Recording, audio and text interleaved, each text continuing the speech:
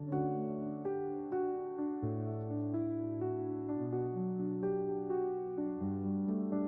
then Thank have an you. interaction. Thank you, Dr. Yes. Gopal. I'll stand here, we can have an interaction. For that very interesting and, as you said, a treasure trove of thought has opened up for us.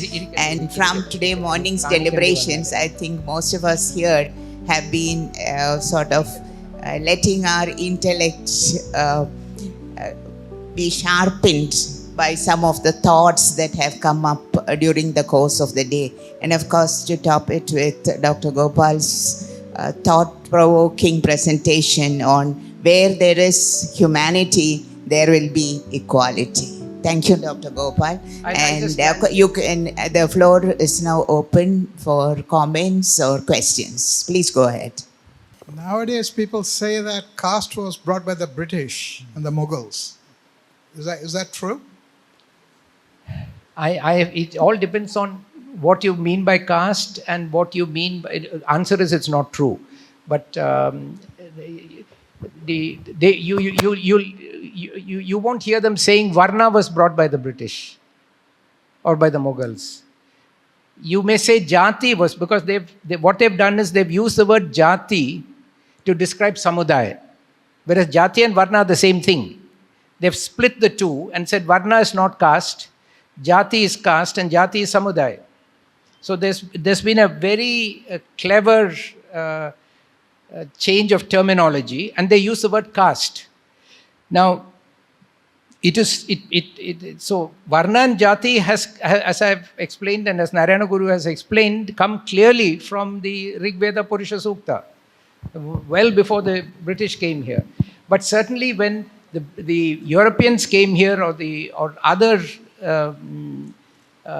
axiologies that did not believe in 80 or 90% of the people not being human beings came upon India, they recognized everyone as a human being. So naturally there was a reaction to that. And so it is true that resistance to caste came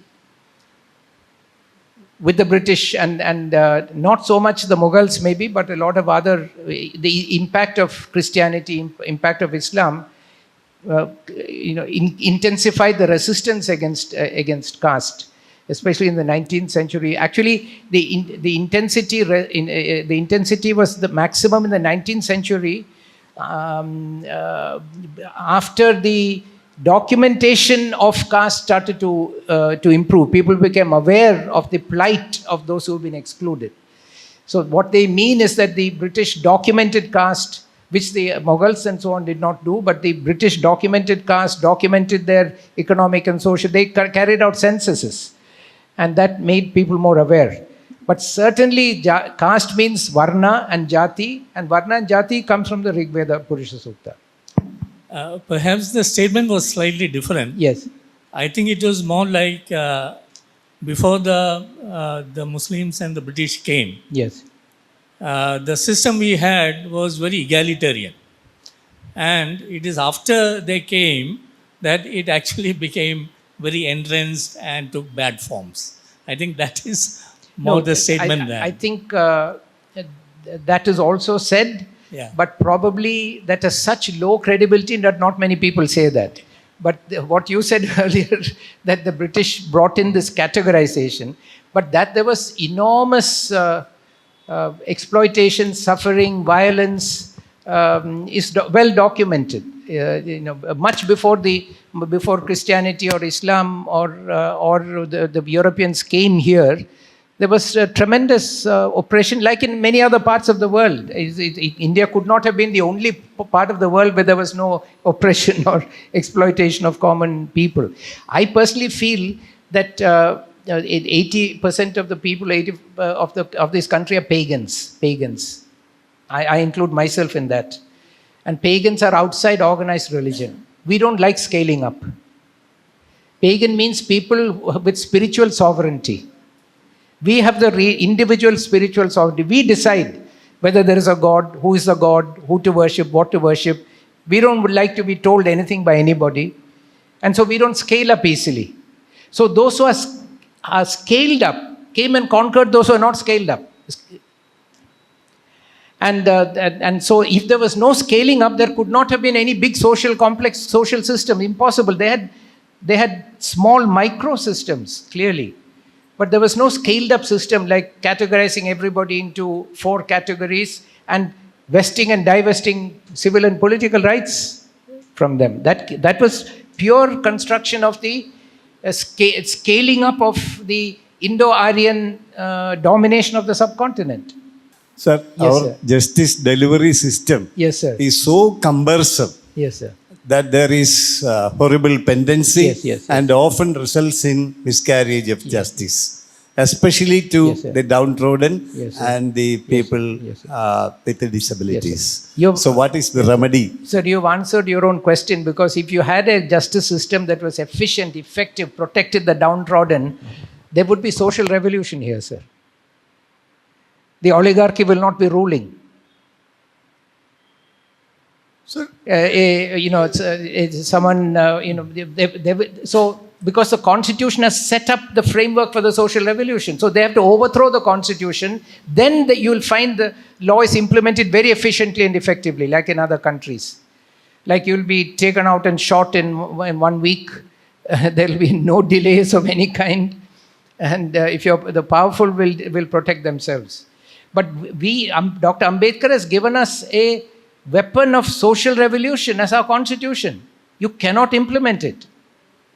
But it is implemented effectively when necessary. For example, which other country in the world would have a person making a tweet against the Chief Justice of India and being convicted and punished in 2 weeks by the highest court of the country? So this system then is wherever there is oligarchy, anywhere in the world, there is no efficient system, administrative, judicial. I've worked on many countries, I can tell you, there is no oligarchy country in the subcontinent. Wherever there's an oligarchy, you'll find chaos, because if there is a systematic rule, oligarchy will lose its power. So unless we attack and the root of oligarchy in India is the Varna system. Varna system is the oligarchy. Caste is the oligarchy. This is the modern, people say there is no more caste. But when you look at the facts of concentration of power in 3 or 4 communities, that is caste. The old forms have changed. They won't tell you have to wear something else, you don't come in here, don't enter here, stay out. That's the old form of caste. The new form of caste is maintenance of the concentration of power, that only a few communities will get all key positions. That is caste. And the logic they use now is not birth but merit. Merit, also birth is also linked to merit. But now they have delinked it from birth and still saying merit is what rules this country. They define merit the way they like it. They measure it the way they like it. They reward people the way they like it. And they call it merit. But this is pure caste. So wherever there is concentration of power, in the hands of a few communities, whoever the communities may be, it may be A, B, C or D, E, F. If there is an oligarchy, that oligarchy is caste, as far as we are concerned. Yes, sir. Sorry. It's not question. Thank you, Dr. Mohan Gopal, for the very enlightening talk. You have been empowered with a lot of knowledge. Actually, the theme of Bashir Centennial Celebrations, we had a lot of discussions with Dr. Gopal, and the present theme that we have selected, what is that? Equal humanity and equal citizenship, stems from the detailed discussions we had. I have listened to Dr. Gopal's many talks through YouTube, and what he said was about the religion, the followers are really ignorant. And what is important, what is required today is knowledge about everybody's religion. No religion talks of animosity or hatred, but we are following how to hate or kill the people. And a follower of a religion cannot defend his religion because he is totally ignorant. And Dr. Gopal's remedy is that self-study. Everybody has the role to understand what underlies their faith and belief, and they can clarify their own people or their own opponents. So it is important to build confidence and trust and harmony between various groups. And we had the discussions today, we had intercommunity dialogue today we had, and the inaugural session detailing the theme of the celebrations also points out to building a harmonious society where we all live in friendship and harmony. Thank you. Thank you, sir. If I may just take 10 seconds to follow up on what he said. നമ്മൾ നാരായണ ഗുരു പ്രശ്നവൽക്കരിച്ചത് ഒരാളുടെ വിശ്വാസത്തിനെ അല്ല. എല്ലാവർക്കും വിശ്വാസ സ്വാതന്ത്ര്യമുണ്ട്, എന്തു വേണമെങ്കിലും വിശ്വസിച്ചോളൂ, അതിൽ ആരും ഇൻ്റർഫിയർ ചെയ്യാൻ പാടില്ല. നാരായണ ഗുരു പ്രശ്നവൽക്കരിച്ചത് എൻ്റെ വിശ്വാസത്തിനല്ല, പക്ഷേ മറ്റുള്ള ഒരാളുടെ വിശ്വാസത്തിനോട് എൻ്റെ സമീപനം എന്താണെന്ന്, അതാണ് പ്രശ്നവൽക്കരിച്ചത്. അവിടെയാണ് നാരായണ ഗുരു പറഞ്ഞത് അത് എല്ലാ മതങ്ങളെയും ത്യാജ്യഗ്രാഹ്യ വിവേചനത്തോടുകൂടി പഠിക്കണം, പഠിച്ചിട്ട് അതിൽ കാണുന്ന നന്മ ഉൾക്കൊള്ളണം. എന്തെങ്കിലും ഡിഫറൻസ്, എന്തെങ്കിലും അഭിപ്രായ വ്യത്യാസങ്ങളുണ്ടെങ്കിൽ അത് സമബുദ്ധിയും സമബോധത്തിലൂടെ സെറ്റിൽ ചെയ്യണം. പക്ഷേ ഒരാളുടെ വിശ്വാസം ക്വസ്റ്റ്യൻ ചെയ്യാൻ പാടില്ല. ആ വിശ്വാസങ്ങളെക്കുറിച്ച് പഠിച്ചിട്ട് അതിൻ്റെ നന്മയാണ് ചോദിക്കുന്നത്. അതുകൊണ്ടാണ് ഞാൻ രാവിലെ കുറച്ച് ഇൻ്റർവ്യൂ ചെയ്തത് ആക്ച്വലി. ബിക്കോസ് നമ്മൾ വിശ്വാസത്തിൻ്റെ തിന്മയല്ല നോക്കേണ്ടത്, നമ്മളെ എഫക്റ്റ് ചെയ്യാത്ത തിന്മ. നമ്മൾ എഫക്റ്റ് ചെയ്യുന്ന തിന്മയാണെങ്കിൽ തീർച്ചയായിട്ടും അത് റേസ് ചെയ്യാം. പക്ഷേ നമ്മൾ മറ്റ് മതങ്ങളിൽ നിന്നും നന്മ, നല്ല ഐഡിയാസും നല്ല ആശയങ്ങളുണ്ടെങ്കിൽ അതിനെ നമ്മൾ കണ്ടെടുത്ത് നമ്മുടെ ജീവിതത്തിൽ ഉൾപ്പെടുത്തി എല്ലാവരോടും സാഹോദര്യത്തോടും സൗഹാർദ്ദത്തോടും ഇരിക്കുക. ഇതാണ് ഒരു വളരെ, ബിക്കോസ് ഗുരു അറ്റാക്ക് ചെയ്ത അപരത്വത്തിനെയാണ്. ഗുരുവിൻ്റെ 2 സത്യങ്ങൾ ഗുരു പറഞ്ഞത് ഈ ലോകത്തുള്ള എല്ലാവരും എല്ലാമും പരസ്പര ആശ്രിതമാണെന്നാണ്. ഒരു സത്യമാണ്, എല്ലാം പരസ്പര ആശ്രിതമാണ്. ക്വാണ്ടം ഫിസിക്സും അതാണല്ലോ പറയുന്നത്. ക്വാണ്ടം എൻറ്റാങ്കിൾമെൻറ്റ് എല്ലാം പരസ്പര ആശ്രിതമാണ്. 2, അതുകൊണ്ട് ഒന്നും മറ്റൊന്നിനും അപരമല്ല.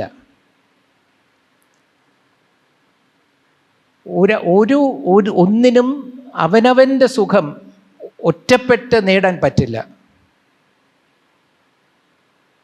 ഒന്നുകിൽ എല്ലാവരുടെയും സുഖം, അതുകൊണ്ടാണ് അവനവൻ ആത്മസുഖത്തിനെ ആചരിക്കുന്നവ അപരനും സുഖത്തിനായി വരണം എന്ന് പറയുന്നത്. എന്ന് വെച്ചാൽ എല്ലാവരുടെയും സുഖം ഒന്നിച്ചേ ശാശ്വതമായി മുന്നോട്ട് പോവുകയുള്ളൂ. അപ്പോൾ അതുകൊണ്ട് മറ്റുള്ളവരോട്, മറ്റ് മതങ്ങളോടുള്ള ആറ്റിറ്റ്യൂഡ് എന്താണ്, അവിടെ നമ്മൾ ബ്രെയിൻ വാഷ്ഡ് ആകരുത്.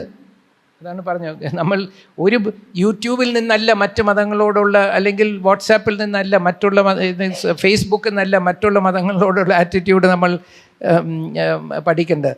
ഓരോ മതങ്ങളെക്കുറിച്ച് പഠിക്കണം. അത് മതവിശ്വാസികളിൽ നിന്ന് പഠിക്കണം, ആ മതത്തിൽ വിശ്വസിക്കുന്ന ആൾക്കാരിൽ നിന്ന് പഠിക്കണം. പഠിക്കുന്ന ഉദ്ദേശം അതിൻ്റെ നന്മ പഠിക്കാൻ വേണ്ടിയാണ്. അപ്പോൾ ഇത് ഒരു വളരെ ഇമ്പോർട്ടൻറ്റ് പോയിൻ്റാണ് അദ്ദേഹം പറഞ്ഞത്. Thank you very much mister Suhair. Malayalam? അതെ, തീർച്ചയായിട്ടും. ഈ MGS വളരെ മനോഹരമായ അവതരണത്തിന് നന്ദി സാർ. MGS നാരായണനോട് ഒരാൾ ചോദിച്ചു ഒരു ഇൻ്റർവ്യൂവിൽ, എന്താ കാസ്റ്റ്, അത് ചോദിച്ചാൽ ടെക്സ്റ്റ് അതുപോലെ പറയല്ല, ഞാൻ മനസ്സിലാക്കി, കാസ്റ്റ് ഇതുവരെ എന്താ പോകാത്തതെന്ന് ചോദിച്ചു. അതിന് MGS പറഞ്ഞൊരു മറുപടി, അതിന് പോകാൻ വേണ്ടി നമ്മളൊന്നും ചെയ്തിട്ടില്ലല്ലോ. അപ്പോൾ എൻ്റെ ചോദ്യം ഇതാണ്, നായർ പെൺകുട്ടിയെ നായർ പുരുഷൻ കല്യാണം കഴിക്കുന്നു, നായർ ജനിക്കുന്നു. ഈഴവ പെൺകുട്ടി പിന്നെ പുരുഷനെ കല്യാണം കഴിക്കുന്നു, ഈഴവൻ ജയിക്കുന്നു. അങ്ങനെ ഇസ്ലാം, അങ്ങനെ എപ്പോഴും മതപരമായി നമ്മുടെ വിവാഹം നടക്കുമ്പോൾ കുറച്ച് തീവ്രമായി പറഞ്ഞു കഴിഞ്ഞാൽ മനുഷ്യനല്ല ജനിക്കുന്നത്, ആ മതത്തിൽപ്പെട്ട ആളാണ് ജനിക്കുന്നത്. അത് നമ്മൾ എല്ലാ ഇൻസ്റ്റിറ്റ്യൂഷൻസും, ഈവൻ ഗവൺമെൻറ് ഓൾസോ, ഇപ്പം ഇൻ്റർ കാസ്റ്റ് മാരേജോ ഇൻ്റർ ഫെയ്ത്ത് മാരേജോ നിയമപരമല്ലാതെയാക്കിയിരിക്കും നമ്മുടെ പല സംസ്ഥാനങ്ങളിലും. നമ്മുടെ സൊസൈറ്റി ആസ് എ ഹോൾ ഒരു റിലീജിയനും ഈ ഇൻ്റർ കാസ്റ്റ് മാരേജിനെയോ ഇൻ്റർ ഫെയ്ത്തിനെയോ പ്രൊമോട്ട് ചെയ്യുന്നില്ല. അവർ അനുഭവിക്കുന്ന ത്യാഗം ഭയങ്കരമാണ്. അപ്പോൾ അങ്ങനെയുള്ള ഒരു സൊസൈറ്റിയിൽ ഈ പ്രസൻറ്റ് കോണ്ടെക്സ്റ്റിൽ നമ്മുടെ ഇന്ത്യൻ സൊസൈറ്റി അല്ലെ കേരള സൊസൈറ്റി ഈ പെരിഫറൽ അശ്ലേഷം കൊണ്ട് ഈ കാസ്റ്റ് എന്ന് പറയുന്ന രൂഢമൂലമായ ഇന്ത്യൻ സൊസൈറ്റിയിലെ സിൻഡ്രോമിനെ മറികടക്കാൻ കഴിയും സാർ?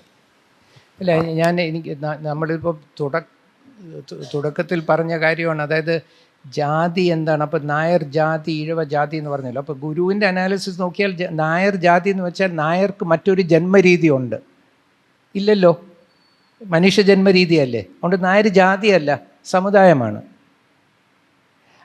സമുദായമായി കഴിഞ്ഞാൽ പിന്നെ ആ സമുദായത്തിനെ കാറ്റഗറൈസ് ചെയ്തിട്ടാണ് 1, 2, 3, 4ലേക്ക് വരുന്നത്. ഇപ്പം നായർ കമ്മ്യൂണിറ്റി 4 ആണോ 2 ആണോ എന്ന് ഇപ്പോഴും വിവാദം നടക്കുകയല്ലേ.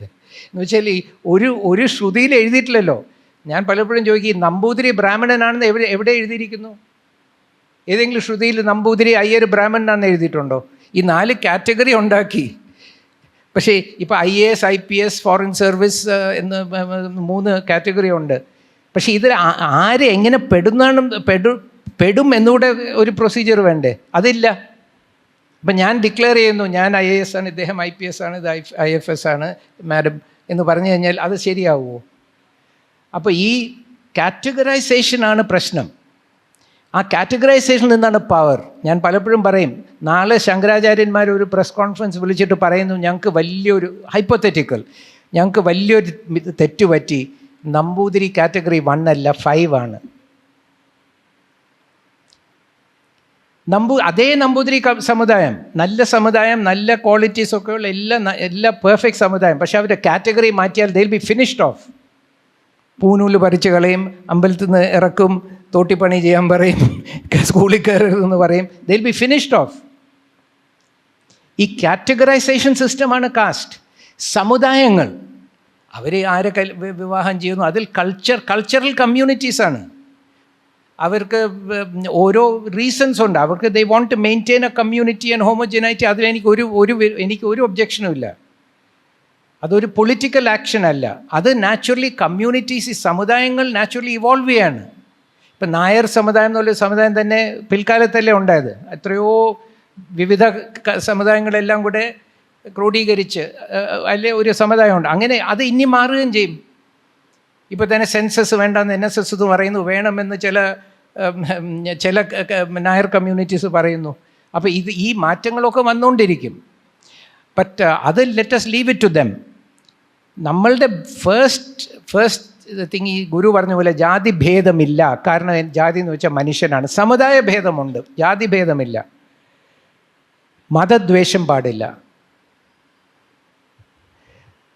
അപ്പോൾ അതിനു വേണ്ടി നമുക്ക് എന്താ, ഇത് രണ്ടിനു വേണ്ടി എന്താ ചെയ്യേണ്ടത്? നമ്മളുടെ പൊതുബോധത്തിൽ ഈക്വൽ ഹ്യൂമാനിറ്റി ആൻഡ് ഈക്വൽ സിറ്റിസൺഷിപ്പിന് വേണ്ടി നമ്മൾ വലിയൊരു ബോധവൽക്കരണം നടത്തണം. കോൺസ്റ്റിറ്റ്യൂഷൻ അത് നമുക്ക് തരുന്നു. ഡോക്ടർ അംബേദ്കർ കോൺസ്റ്റിറ്റ്യൂഷനിലൂടെ നമുക്ക് അതിൻ്റെ ബേസിസ് തരുന്നു. അതിൽ മാത്രം ഫോക്കസ് ചെയ്താൽ മതി. സമുദായങ്ങൾ അവരുടെ വഴിക്ക് പോട്ടെ. ആരെങ്കിലും കല്യാണം കഴിക്കട്ടെ, കഴിയത്തില്ല. നമ്മൾ അതിലൊന്നും ഇൻ്റർഫിയർ ചെയ്തിട്ട് കാര്യമില്ല. നമ്മൾ ആരെയും റെസിസ്റ്റ് ചെയ്തിട്ട് കാര്യമില്ല. ഇതൊക്കെ എല്ലാ സൊസൈറ്റിയിലും ഉള്ളതാണ്, എല്ലാ സൊസൈറ്റീസിലും ഉള്ളതാണ്. പക്ഷേ ഈ categorisation to take away rights and privileges and exploit people, അതിനെ നമ്മൾ ഇല്ലാതാക്കണമെങ്കിൽ we must assert equal humanity and equal. നിങ്ങൾ ഏത് സമുദായത്തിലായിക്കോട്ടെ, പക്ഷേ we are equally human, we are equally citizens of India എന്ന് പറഞ്ഞാൽ നോബഡി ക്യാൻ റെസിസ്റ്റ് ദാറ്റ്. ആ ഒരു മൂവ്മെൻ്റാണ് നമ്മൾ മുന്നോട്ട് എംഫസൈസ് ചെയ്യേണ്ടത്. Thank you, Dr. Gopal. It's been a very interesting dialogue, and I think we have to. Can I ask a question? Professor Jameela, I would also like to ask a question later. Hello. Go ahead. Sir, ഇതിൽ interfaith dialogue ആണല്ലോ ഇതിനൊരു solution ഉള്ളത്. ഈ sir പറഞ്ഞ ഇഷ്യൂസിനെ negative aspects cover ചെയ്യാൻ പറ്റുന്ന ഇപ്പോൾ വേറൊരു ഓപ്ഷനും ഇല്ലെന്നാണ് ഞാൻ മനസ്സിലാക്കുന്നത്. ഇൻ്റർഫെയ്ത്ത് ഡയലോഗ് അല്ലേ ഇതിനുള്ള ഒരു സൊല്യൂഷൻ എന്നാണ്?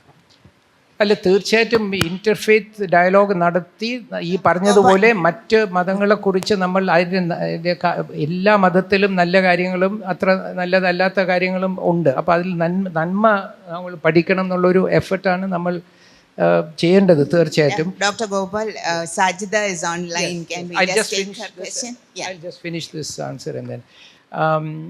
അപ്പോൾ അങ്ങനെ പക്ഷേ ഈ ഇൻ്റർഫെയ്ത്ത് ഡയലോഗിലൂടെ നമ്മൾ എന്ത് പഠിക്കണം എന്നുള്ളൊരു ഇതാണ്, എന്ത് മനസ്സിലാക്കണം എന്നുള്ളതാണ്. പക്ഷേ ഈ ഫോബിയ, ഇസ്ലാമോഫോബിയ നമ്മൾ പറഞ്ഞല്ലോ, ഇസ്ലാമോഫോബിയ ഉണ്ട്.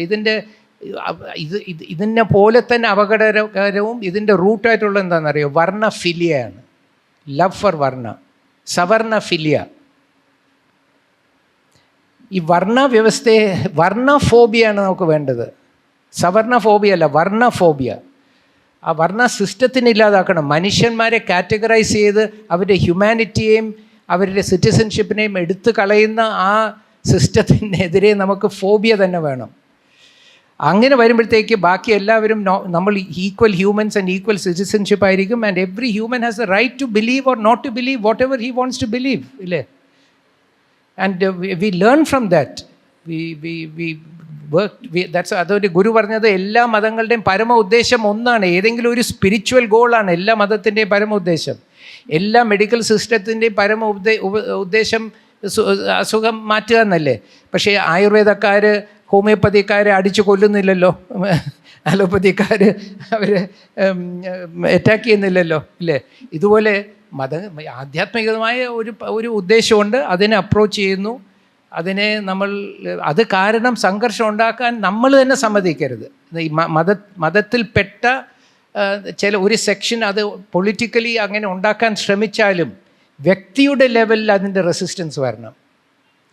ഈ ഈക്വൽ ഹ്യൂമാനിറ്റി, ഈക്വൽ സിറ്റിസൺഷിപ്പ്, ഈ respect for each others, freedom of faith and expression which is in the constitution.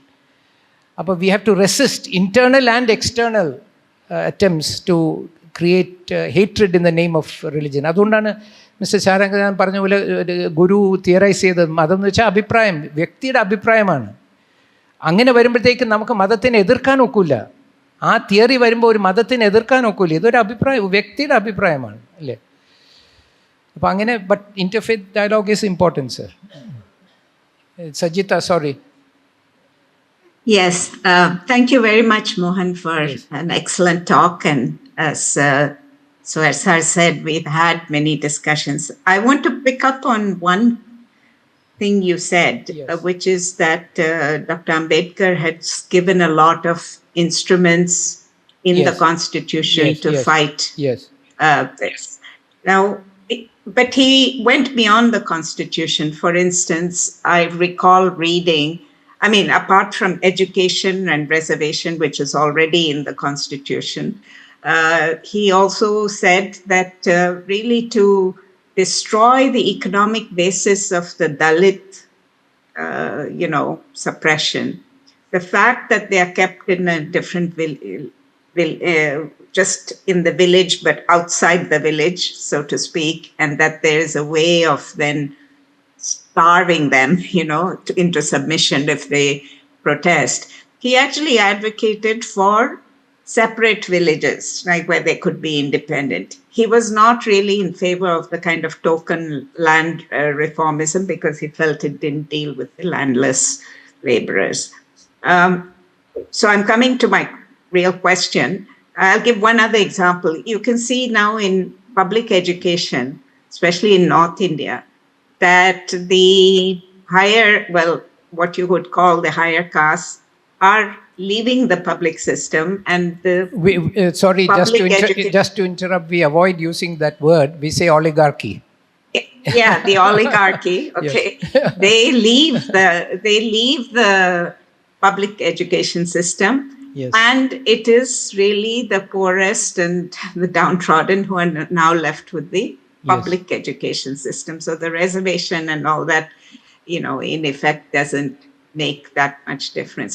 So my question to you is then, where are the arenas of struggle in the way in which Ambedkar also said, which are really the instruments apart from the legal instruments or the provisions of the clauses of the Constitution.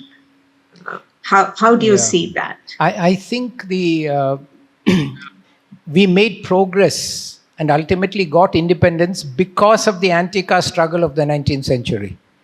That's really what ultimately brought us Swaraj for ourselves.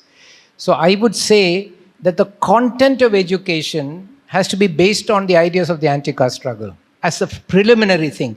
There is an interview with Dr. Ambedkar not long before he passed away, where he was asked by a foreign correspondent, will democracy work in India? And he said, democracy will never work in India as long as you don't change the social order. As long as you don't annihilate caste. Put out a fire in a burning house before you say, okay, how are we going to listen to music in this house? Right? Where shall we put the music room and what music shall we listen to? First you have to put out the fire. And in the 19th century, it's just not just my view, I gave you an array of very, very gigantic intellectuals who all came together, all except Periyar are from Dalit Bahujan communities. Instead of OBC, I say DBC, Dalit Bahujan communities. Right? And all of them, they came together and they said, we have to destroy this caste system, which is simply an oligarchy. So Ambedkar's formula for destroying the oligarchy is representative democracy. Because the oligarchy controls the legislature, executive and judiciary, as I said earlier. And Ambedkar therefore proposed in 1930 reservation as a method of ensuring due and adequate representation of all communities. This is his language, not all classes. Due and adequate representation of all communities in the judiciary, executive and legislature. That's what we need to end the oligarchy. And the justification for that is that there is discrimination in favor of the oligarchy and nobody is protesting against that. That's why they don't want the census, because they don't want the truth to come out that they are a small community and there is massive discrimination in their favor.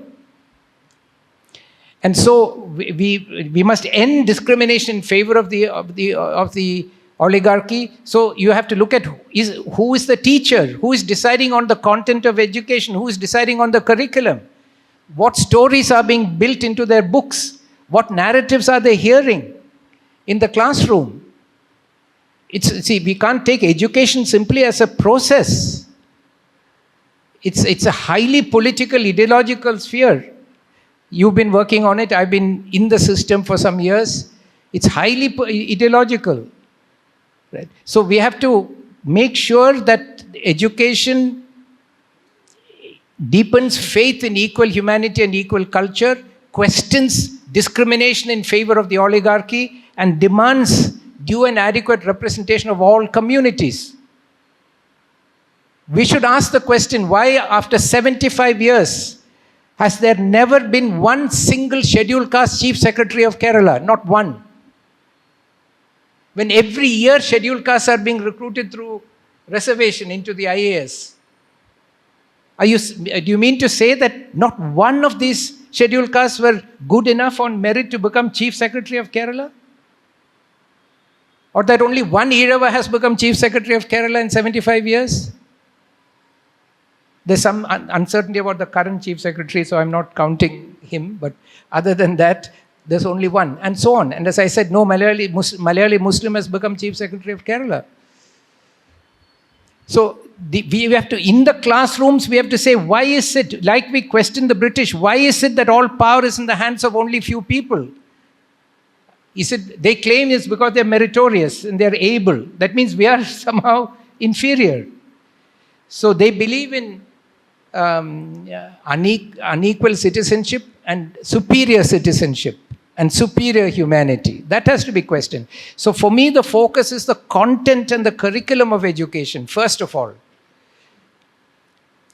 In Madhya Pradesh, you may know him actually. I met a very well-known education activist there. And he told me how he had gone to a tribal village and persuaded them to have a school. And when he came back to where he was staying, he said 3 o'clock in the morning, the entire tribe had gathered outside his room. And he asked them, why, what's going on? He came out of his room. He said, no, we had agreed to start a school. We have come here to tell you we do not want a school. Because we find that every single student from our tribe who has been educated comes here with the police and the contractor to attack us.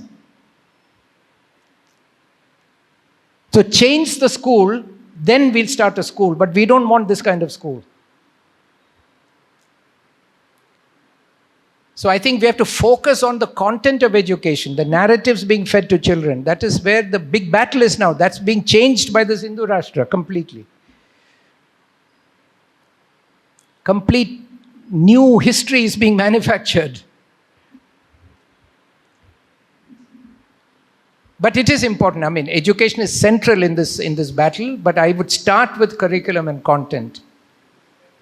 And control over representation in the institutions that control curriculum and content and education. That's where we would begin. And what about economic resources? Because the point I was making about Ambedkar was that he was saying that fundamental economic base of the oppression, which is partly the control over land at that time. Now it may be different. And that you really need to make sure that people have access to economic resources so they can be independent. Right. So there I think he clearly saw, as I understand it, I'm not here speaking on his behalf, but my limited understanding is that he thought that if the state, legislature, executive and judiciary comes under the control through representation of the masses, then the state power will be used to deal appropriately with the economic resources and concentration and redistribution of whatever is necessary. But you cannot have the oligarchy controlling the state and make any progressive change. Nothing will change. Not in India, not anywhere in the world. Yes, thank you, Sajida, thank you so much for that coming in at that point. Thank you, Sajida. And thank you, Dr. Gopal, for that very interesting presentation and your responses to all the questions that were raised by the audience. I'm sure we all go back home enriched and invigorated by the thoughts that Dr. Mohan has thrown out to us, as also the entire day's deliberations, where we have been, in fact, walking on a journey which has taken us through concepts like what is equality, what is humanity, where does citizenship end, and where does democracy begin. So these are all issues that I think that should keep us awake and think about these things. And as Dr. Gopal rightly said, it is at the point of educating the young generation, that we should start trying to find this kind of equality that we are thinking about. But with the NEP, the National Education Policy, and what is happening with, as he said, an oligarchy, one doesn't know where one can enter into the educational sphere to peter down some of these thoughts to our young minds. And I think it's only forums like this where we will be able to deliberate. As I said in the morning, I was looking forward to having young students here today, but unfortunately, our students seem to have different thought processes, and they are not really concerned about such very significant issues that will become more and more alive in the society that they have to live in. Because we as an older generation may go, but it is they who will be part of the new oligarchy that is coming up and the educational system that is being promoted. So thank you, Dr. Gopal, for that very, very interesting lecture. I just want to say that in my experience, ഏറ്റവും കൊച്ചുകുട്ടികളെ ഏറ്റവും influence ചെയ്യാൻ നോക്കുന്നത് അപ്പൂപ്പൻ അമ്മമാരെയാണ്. അപ്പോൾ അപ്പൂപ്പൻ അമ്മമാർക്ക് അതിന് സമയമുണ്ട്. അവരെ കൺവിൻസ് ചെയ്താൽ younger generation will get quickly transformed. Especially കുട്ടികൾ വളരെ കൊച്ചായിരിക്കുമ്പോൾ അപ്പൂപ്പൻ അമ്മമാരോട് ഒരുപാട് സമയം സ്പെൻഡ് ചെയ്യും. സോ ഞങ്ങളുടെ ഈ ശ്രീനാരായണ മാനവ ട്രസ്റ്റിൽ we are not targeting young people, we are targeting അപ്പൂപ്പൻസ് ആൻഡ് അമ്മൂമ്മസ് because through them we can influence the young people earlier. But thank you very much once again for a very enjoyable day. To present the memento, as token of appreciation, I would like to invite Dr. Jameela Begum.